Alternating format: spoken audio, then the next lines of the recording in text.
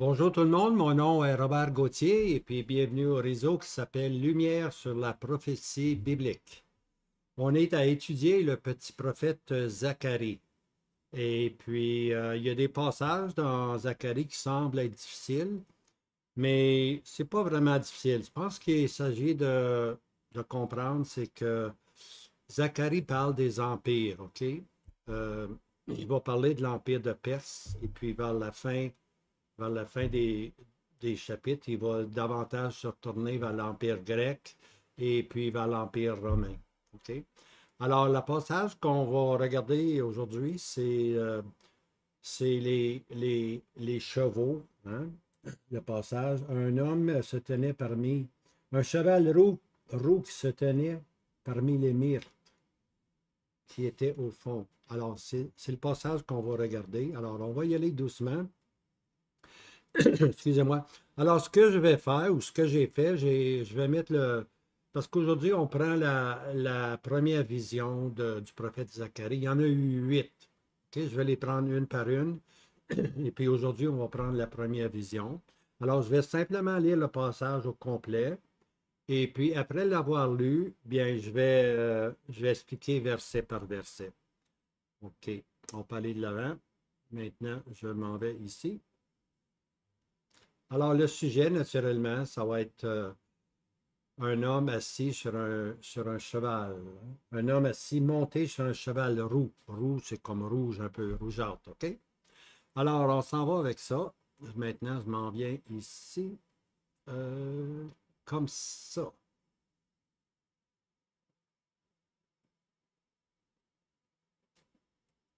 Voilà. Zacharie 1, versets 7 à 17.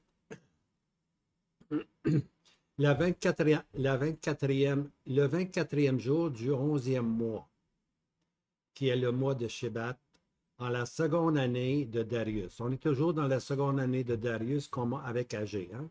La parole de l'Éternel vint à Zacharie le prophète, fils de Béréchia, fils d'Ido, disant, je vis de nuit. OK, ça c'est la première vision. Je vis de nuit, et voici un homme monté sur un cheval roux, et il se tenait parmi les mitres qui étaient dans le fond, et après lui, il y avait des chevaux roux, des chevaux billets, puis des chevaux blancs.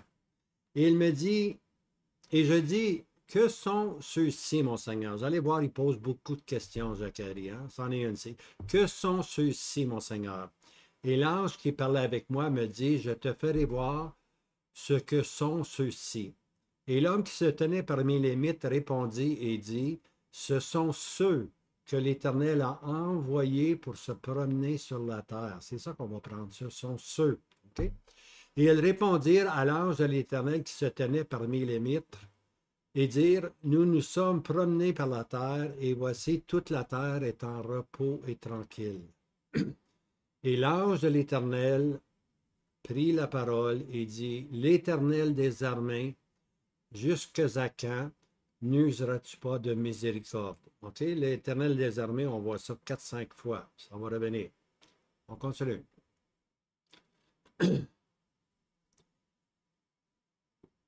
Je retourne ici, là. Jusqu'à quand n'useras-tu pas de miséricorde? Et puis on continue. Envers Jérusalem. Alors, de la miséricorde envers Jérusalem et envers les villes de Juda. On a notre contexte ici. Contre lesquelles tu as été indigné ces 70 ans. Et l'Éternel répondit à l'ange qui parlait avec moi de bonnes paroles, des paroles de consolation. C'est beau ça, hein? Et l'ange qui parlait avec moi me dit, crie disant, ainsi dit l'Éternel des armées, je suis jaloux d'une jalousie à l'égard de Jérusalem et à l'égard de Sion, et je suis courroucé d'un grand courroux contre les nations qui sont à leur aise, car j'étais un peu courroucé, et elles ont aidé au mal. C'est pourquoi, ainsi dit l'Éternel, je suis revenu à Jérusalem avec miséricorde.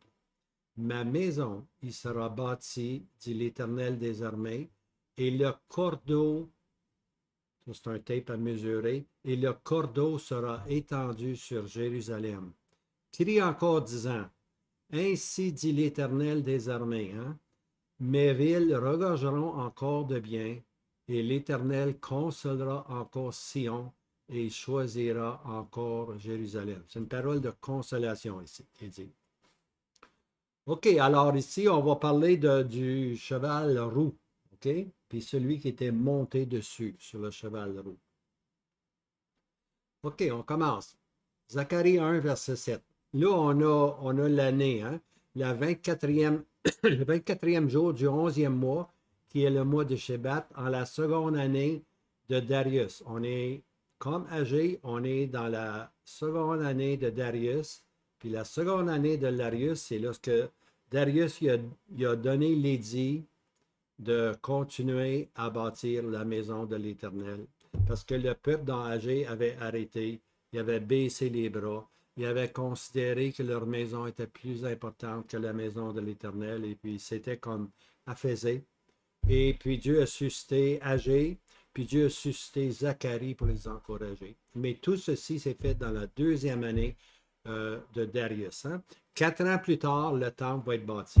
Okay? Puis là, Agé, Zacharie va embarquer, lui, mais lui, il va parler davantage de la ville de Jérusalem. OK? Alors, ici, c'est la seconde année du roi Darius. La parole de l'Éternel vint à Zacharie le prophète. OK? Voilà. Puis ici, c'est sa vision. Je vis de nuit.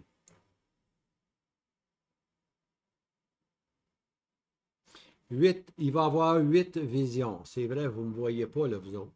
Il va avoir 8 visions. OK? Voilà.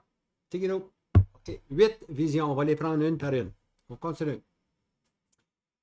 Maintenant, je disais que Zacharie est séparé en deux. Il y a comme 2 livres, la partie 1 et la partie 2, mais c'est un livre, c'est le prophète Zacharie. OK? Ce qui est important, c'est les dates. OK? Ici, c'est le 24e jour du 11e mois. OK? Ça, c'est la date de la première partie. La deuxième partie de Zacharie, son deuxième livre. OK? Va arriver la 4e année. On est dans la même année, la 4e année du roi Darius. Que la parole vint à Zacharie le 4e jour du 9e mois. OK, là, on est rendu au 4e jour, mais on est rendu au 9e mois. OK? Ici, on était le 24e jour du 11e mois. OK? Puis ici, c'est l'année qui est importante. Le 4e, OK, on est rendu, excusez-moi. On est rendu ici dans la 4e année. C'est là que j'ai fait d'erreur. Ici, on est dans la seconde année. Donc, on arrive 2 ans plus tard. Alors, 2 ans plus tard, il va y avoir à partir du chapitre 7 jusqu'au chapitre 14, pas des visions, mais des prophéties et puis ce qu'on appelle aussi des jugements qui vont tomber sur Jérusalem. On va voir ça. Alors, c'est des prophéties et des oracles dans le deuxième livre. Dans le premier livre, dans une nuit, il va y avoir 8 visions. OK, on va faire la première.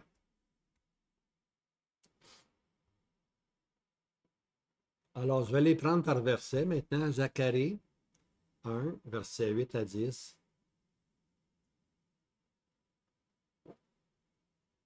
Il a vu ça dans une seule nuit. Hein? Et je vis de nuit.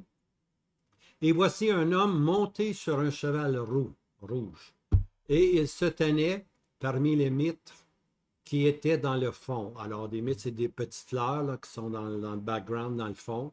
Et après lui, il y avait des chevaux. Alors là, il y a des chevaux roux, des chevaux biais, puis des chevaux blancs. OK? Et je dis, que sont ceux-ci, mon Seigneur? Et l'ange qui parlait avec moi me dit, je te ferai voir ce que sont ceux-ci.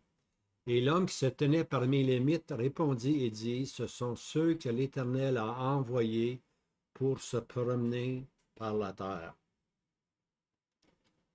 Alors, la vision qu'il a, c'est qu'il voit un champ des myrtes, hein, avec des fleurs, tout ça, là, dans le fond, dans un bassin, parce que c'est un pays bas, disons, c'est un fond, dans le fond, dans le bassin. Et après lui, il y avait des chevaux roux, biais et blancs. Alors, il voit un homme qui est monté sur un cheval roux. Mais dans l'arrière-plan, il y a plusieurs chevaux. Il y a des chevaux roux, même couleur, il y a des chevaux biais.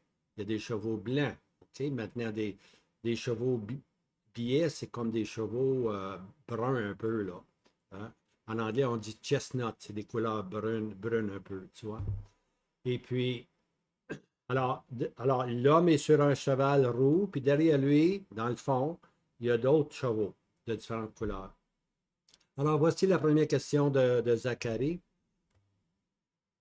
Et il dit, que sont ceux-ci, mon Seigneur? Hein, c'est quoi cette histoire-là? C'est quoi ça? Un homme assis sur un cheval roux, hein? Et puis dans l'arrière-plan, un paquet de cheval, des roux, des baillis, des baies, puis des blancs. OK? Que sont ceux-ci, mon Seigneur? Et l'ange qui parlait avec moi. Alors, on a plusieurs personnes qui embarquent ici dans la scène, là. On a l'homme qui est assis sur le cheval blanc, un homme, voyez-vous? Et puis, qui sont ceux-ci? OK, ceux-ci, là, c'est les chevaux dans l'arrière-plan, là. Qui sont ceux-ci, mon Seigneur? Il veut savoir qu'est-ce qui se passe là. Et l'ange me parlait. Là, on introduit maintenant avec l'ange. OK? Ici, c'est Zacharie qui dit qui sont ceux-ci. Ici, c'est l'ange. Un ange est envoyé pour parler avec Zacharie. Et l'ange qui parlait avec moi me dit, je te ferai savoir. Alors, c'est l'ange qui va faire des révélations, qui va expliquer à Zacharie ce qui arrive. Je te ferai savoir ce que sont ceux-ci. Maintenant, ceux-ci, là, ceux-ci, c'est ceux-là ici, là, les chevaux qu'il voit dans l'arrière-plan. OK? Alors, alors là, il veut savoir c'est quoi ça, ce paquet de cheval-là, les chevaux-là qui sont là, différentes couleurs. Il veut savoir, OK? Alors l'ange lui dit, je te ferai voir ce que sont ceux-ci. Donc, l'ange va lui expliquer, OK? Et l'homme qui se tenait parmi les mythes, ça c'est l'homme maintenant, c'est notre homme en haut, l'homme monté sur un cheval blanc. Alors l'homme qui se tenait parmi les mythes répondit et dit, ce sont ceux que l'Éternel a envoyés pour se promener par la terre. OK? Alors, l'homme qui se tient, OK, parmi les mythes, sur le cheval roux, OK, il dit, ce sont ceux que l'Éternel a envoyés pour se promener sur la terre. Alors, ce sont des envoyés de l'Éternel. Alors, les chevaux, ceux ici, là, c'est la même chose que ceux-ci, là, on peut faire le lien, ceux-ci, puis là, les chevaux. Alors, ce sont ceux que l'Éternel a envoyés. OK? Alors, ce sont les chevaux roux, billets et puis blancs qui sont été envoyés de par l'Éternel. OK? On va voir c'est quoi. On va plus loin. Zacharie 11, Zacharie 1, verset 10 à 11. Alors, on a lu que tantôt, et l'homme qui se tenait parmi les mythes répondit et dit, ce sont ceux que l'Éternel a envoyés pour se promener par la terre. Et puis maintenant, et ils répondirent à l'ange de l'Éternel qui se tenait parmi les mythes, disant, nous sommes promenés par la terre, et voici toute la terre est en repos et tranquille. Alors le nous, là, nous sommes promenés, OK? Alors, ça, c'est nous nous sommes promenés, ça, ce sont ceux qui ont été envoyés pour se promener sur la terre. Ce sont ceux que l'Éternel a envoyés. Alors, là, ils répondent, nous qui avons été envoyés par l'Éternel, on s'est promenés par toute la terre. Et voici le résultat. La terre, elle est en repos et elle est tranquille. OK?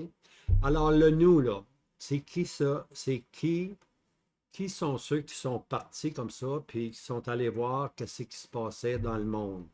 Bien, il faut se rappeler, bien aimé, qu'on est dans l'Empire de Perse. OK? Et puis, celui qui se tient sur le cheval roux, OK? C'est l'Éternel des armées qui se tient sur le cheval roux. C'est le Seigneur, OK? Lui il se tient sur le cheval roux. Puis ceux qui sont envoyés par lui, alors ceux que l'Éternel des armées a envoyés pour parcourir la terre, ce sont des esprits, OK, administratifs. Soyons simples, ce sont des anges, OK? Ce sont des anges, des puissances dans les lieux célestes, mais les bonnes puissances. ce sont des anges qui ont été attitrés de Dieu pour aller voir ce qui se passe dans le monde des empires. Parce qu'on sait que Jérusalem a été mis de côté. On sait que Jérusalem vient de passer 70 ans en captivité. Avec Agé, ils sont revenus. Puis là ces anges-là, ces esprits providentiels, ces anges-là qui sont envoyés de la part de l'Éternel des armées, vont aller voir pour voir qu'est-ce qui se passe dans le monde. Okay?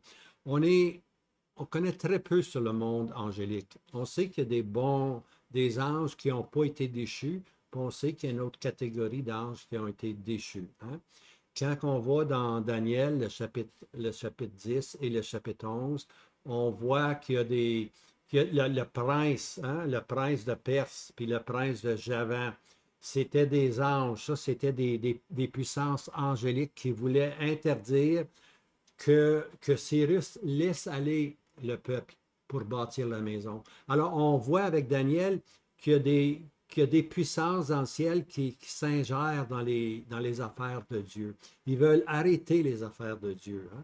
Puis aujourd'hui, dans le monde, il y a des puissances qui sont là, qui dirigent certains chefs politiques dans le monde, puis qui essayent de brasser les cartes pour nuire, pour que les propos de Dieu ne s'accomplissent pas. Mais on va voir avec Zacharie là, que les propos de Dieu, là, ils vont s'accomplir, que Dieu est en contrôle. Okay? Alors ici, l'Éternel des armées a envoyé ses esprits administrateurs-là, ses anges, pour parcourir sur la terre, pour voir ce qui se passe. Et voici ce qu'ils disent.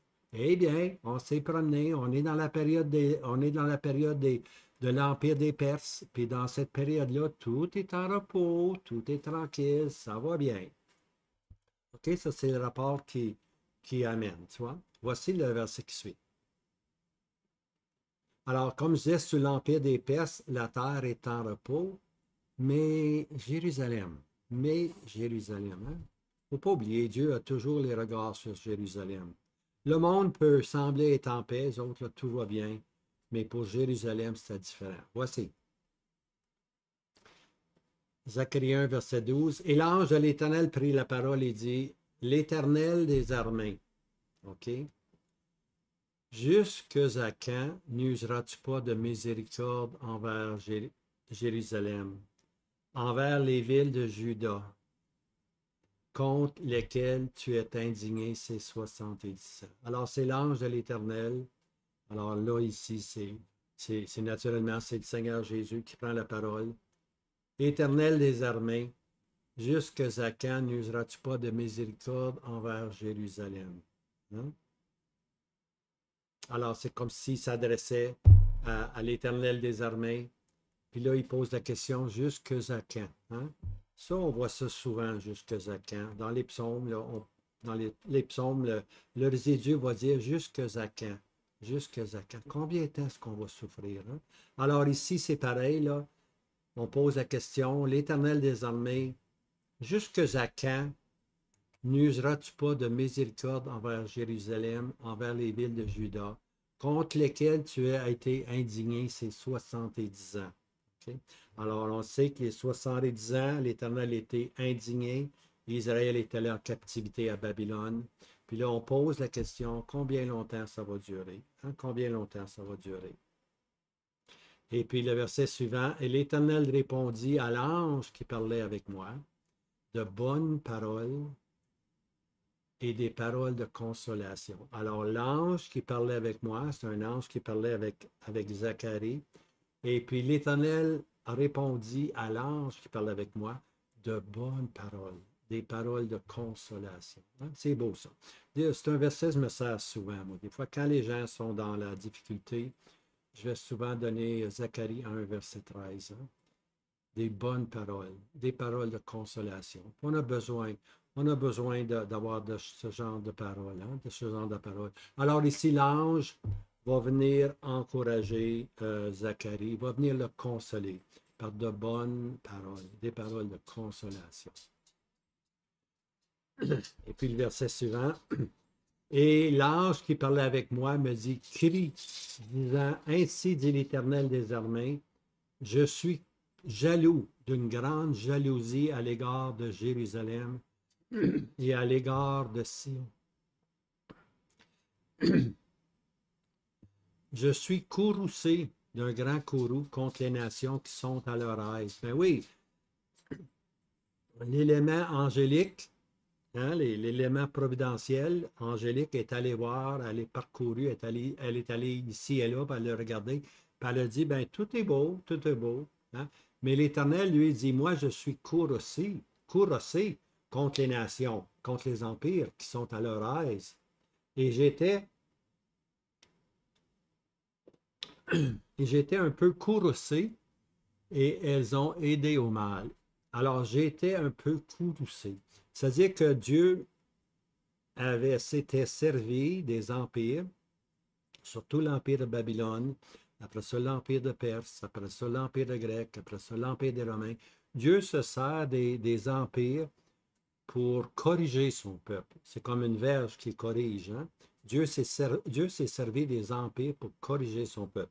Oui, Dieu était en courroux, un peu courroucé, comme il dit, contre son peuple. Oui, il voulait simplement le corriger. Et puis ces empires-là étaient comme des verges, mais ils ont battu. Au lieu de prendre la verge et corriger le peuple, ils les ont battus, ils ont pilé dessus, ils les ont écrasés. Ils ont été très mauvais avec eux. Alors, c'est dit ici que les nations maintenant, ou les empires, ont aidé au mal. J'ai été un peu courroucé et elles ont aidé au mal. Maintenant, Zacharie 1, versets 16 à 17. C'est pourquoi, ainsi dit l'Éternel, je suis revenu à Jérusalem avec miséricorde. Ma maison y sera bâtie. Hein? Je suis revenu à Jérusalem. Quelle compassion de Dieu. Dieu donne une espérance. Dieu dit qu'il va revenir à Jérusalem avec miséricorde. Puis ma maison y sera bâtie, dit l'Éternel des armées, et le cordeau sera étendu sur Jérusalem. Alors ma maison sera bâtie, ça s'est fait au jour d'Agé, la deuxième année du roi. Hein? On a retourné à bâtir la maison, puis 4 ans plus tard, la maison est bâtie. Alors ici, il dit, ma maison sera bâtie, parce que Zacharie prophétise aussi, lui, dans la 4e année. Là. C'est pas, il fait la 2e puis la 4e année, mais il ne se rend pas à la 6e année du roi, là, lui, où la maison finalement a été construite. Alors, il dit, crie encore disant, ainsi dit l'Éternel des armées, mes villes regorgeront encore de biens, et l'Éternel choisira encore Sion. Et alors, il choisira encore Jérusalem. Alors là, l'Éternel dit, donne une parole d'encouragement, mes villes vont regorger de biens. Tout était dépouillé à Jérusalem. Mais il dit, voici, c'est l'Éternel des armées qui parle. Mes villes regorgeront encore de biens, et l'Éternel consolera encore Sion, et choisira encore Sion. En passant, j'ai été posé la question la semaine passée sur l'Éternel des armées. Qu'est-ce que ça veut dire? Ça veut simplement dire que de tout le monde céleste, le monde angélique, okay, de tout le système angélique, l'Éternel des armées, c'est lui qui est en contrôle de toutes ces armées-là. Alors, ça veut simplement dire que l'Éternel est en contrôle sur tout. C'est l'Éternel des armées. OK? Il contrôle tout. Alors, ici, on voit qu'il a envoyé des anges, des esprits angéliques pour voir quelle était la condition. On est revenu, on a dit tout est tranquille. Puis là, l'Éternel, il dit oui, mais mon peuple, qu'est-ce qui arrive avec mon peuple? Mon peuple est dans la souffrance.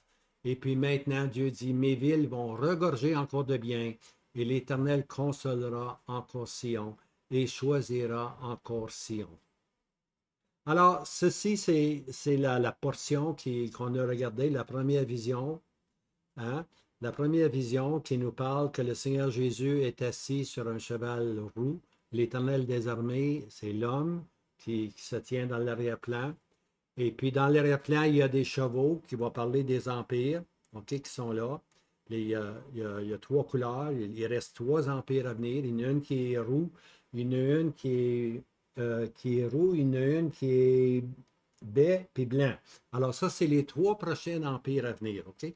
Parce que Zacharie va prendre, il va nous donner une prophétie sur les autres empires aussi. Mais ici, dans Zacharie 1, on est surtout, tiens, je vais mettre ça ici maintenant, là. On est surtout dans Zacharie 1, on est surtout que l'Éternel des armées est en contrôle, il est assis sur le cheval roux. OK? À l'arrière-plan, il y a des chevaux roux, il y a des chevaux biais, puis il y a des chevaux, c'est quoi l'autre? Des chevaux blancs. Ce qui va parler des trois autres empires qui vont venir, qui vont arriver. Mais présentement, c'est l'Éternel des armées qui se contrôle. Il a envoyé l'aspect angélique, il a envoyé ses serviteurs, les anges, parce que les anges sont des serviteurs de Dieu. Il les a envoyés pour voir ce qui se passait dans le monde. Qu'est-ce qui se passait dans le monde? Tout le monde, c'était en paix, tout allait bien. Mais l'Éternel dit, oui, oui, mais Jérusalem, qu'est-ce qui arrive à Jérusalem? Oh, Jérusalem souffre beaucoup. Alors l'Éternel prend de compassion, donne des bonnes et de douces paroles. Et puis, finalement, l'Éternel promet qu'il va revenir. Hein? Mais il dit aussi qu'il est courroucé contre les nations parce qu'il leur avait donné la verge pour corriger un petit peu Israël. Ils ont dépassé la mesure, bien-aimés. Ils ont outrepassé la mesure. Okay? Puis maintenant, Dieu va s'occuper d'eux. Dieu va s'occuper d'eux. Puis les empires vont se succéder, pour ainsi dire. Les jugements vont tomber sur ces empires-là. Puis le dernier empire, ça va être l'Empire de Rome. L'Empire de Rome n'a jamais été jugé. L'Empire de Rome s'est simplement effrité. C'est devenu l'Europe qu'on voit aujourd'hui. Mais l'Empire, le quatrième empire, l'Éternel était fort courroucé. Pourquoi? Non seulement ils avaient été durs avec Israël, mais ils ont aussi crucifié le Seigneur Jésus. Alors, le jugement attend le quatrième empire. Mais pour que le jugement tombe sur l'Empire de Rome, il faut que Rome reprenne vie. Okay? Il faut que Rome redevienne un empire. Okay? Puis celui qui va diriger l'empire, selon Daniel 9, c'est le peuple du prince à venir, le peuple qui a détruit Jérusalem, qui a détruit le temple, c'est les Romains. Mais Daniel parle du prince, le peuple du prince à venir. Il parle d'un prince romain, d'un leader romain qui va être du sang romain, qui va être en charge, qu'on appelle dans le Nouveau Testament, il est appelé la bête. Okay? Alors la bête, c'est l'Empire romain. La bête n'est pas l'Antichrist, bien-aimé. La bête, c'est le prince romain à venir.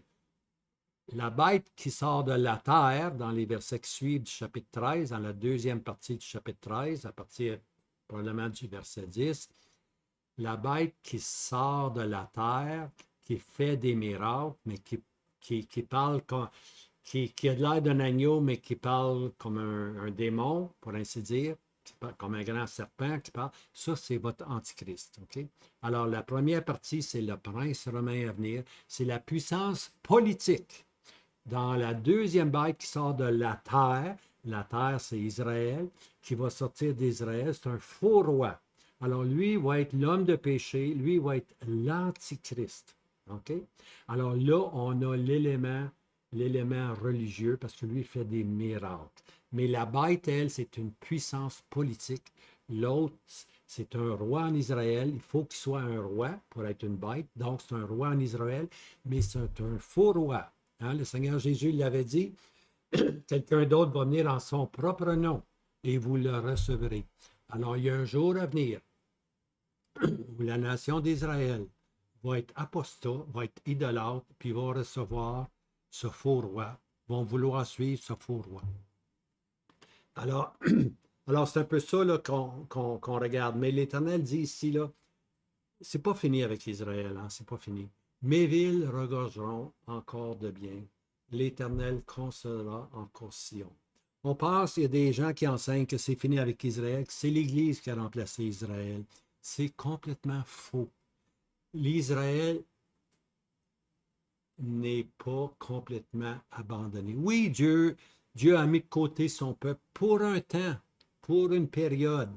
le temps où Dieu sort, Dieu appelle de toutes les nations, juifs et grecs, Dieu appelle des hommes et des femmes, puis ceux-ci deviennent l'assemblée du Dieu vivant, l'épouse de Christ, puis leur destinée à eux, c'est d'aller dans la présence avec le Seigneur Jésus, d'aller au ciel, et ceci va se faire par le moyen de l'enlèvement. Le Seigneur va nous enlever, on va aller dans la maison du Père, et puis entre-temps, le Seigneur Jésus va reprendre ses activités, hein? Il va de nouveau passer, Israël va passer par une grande tribulation et finalement l'Éternel va venir, va mettre les pieds sur la montagne des Oliviers et puis nous serons avec lui. Le Seigneur Jésus revient avec ses saints. Il vient chercher ses saints, puis il revient avec ses saints. Puis à ce moment-là, les villes de Jérusalem vont regorger de biens et puis Israël va devenir le peuple terrestre. Et puis les nations qui vont s'être converties sous l'évangile du royaume qui va être prêché par le résidu juif, eux aussi vont avoir une bénédiction. Ils vont entrer avec Israël dans le règne millénaire, ce qu'on appelle le millénium. Et puis, par contre, nous, on est l'épouse de Christ, on va toujours être avec le Seigneur Jésus. Alors, on a beaucoup à apprendre du prophète Zacharie. Et puis, dans la prochaine étape, on va voir ici, là, je vais vous le montrer, on va voir à venir la vidéo numéro 3, les 4 cornes et les ouvriers. Intéressant, hein? Les 4 cornes et les ouvriers. Alors, je vous laisse avec ceci, que le Seigneur vous garde. Et puis, si vous avez des questions, juste, j'ai des commentaires, là. Si vous avez des questions, juste allez dans ces questions-là. Mais je pense que j'ai essayé de faire comprendre que ceux qui vont ici et là, ce sont des anges envoyés de la part de l'Éternel pour savoir la condition, hein? La condition. Alors, Dieu s'intéresse à ce qui se passe dans le monde. Dieu s'intéresse à ce qui se passe dans le monde. Mais Dieu va être en contrôle. J'allais voir bientôt là, comment Dieu est en contrôle. Hein? Surtout avec ce qui vient avec les ouvriers, 4 cornes et les ouvriers. Là. N'oubliez pas, là, ils vont être entre 2 montagnes. 2 montagnes. OK, je vous laisse avec ceci. C'était un hint entre 2 montagnes. Ils ne peuvent pas vraiment. Ils pensent qu'ils font ce qu'ils veulent, mais ils sont entre 2 montagnes. On va voir ça la semaine prochaine. Non, pas la semaine. Dans quelques jours. Je vais essayer vous présenter quelque chose. Alors, écoutez, sincèrement, je vous embrasse dans le Seigneur Jésus, notre Sauveur commun. Et puis, nous sommes son épouse. Il mérite nos affections. Et puis, le soupir de nos cœurs, c'est « Viens, Seigneur Jésus, viens ». Puis, qu'est-ce que le Seigneur répond? « Je viens bientôt ». Tiens ferme ce que tu as. Hein? À bientôt. Je vous laisse.